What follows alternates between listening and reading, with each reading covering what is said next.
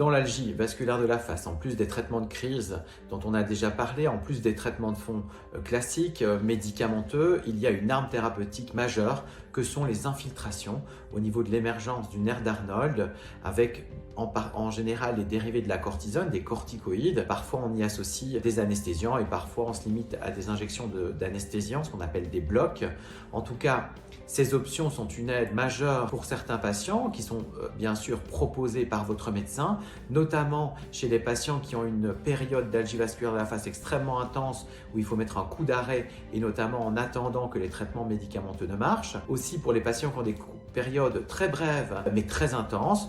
Et puis pour les patients qui ont des algies vasculaires de la face chroniques pour bien enrayer au moins transitoirement leur crise. C'est donc des injections que fait votre médecin. Ça paraît pas grand chose, mais en l'occurrence, c'est un endroit où il faut être très précis dans son injection. Et vous pouvez voir ici une vidéo. Alors je remercie vraiment le patient qui a accepté de se prêter au jeu, un patient hyper sympa. Donc il y a des repères très précis que connaît le médecin et en général ce sont des neurologues ou bien des médecins spécialistes de la douleur. On repère l'endroit, on désinfecte et puis après on va avec une fine aiguille injecter directement le produit avec un angle bien précis et dans une zone très précise pour limiter et réduire les complications. Et puis vous voyez que c'est quand même pas grand chose, hein.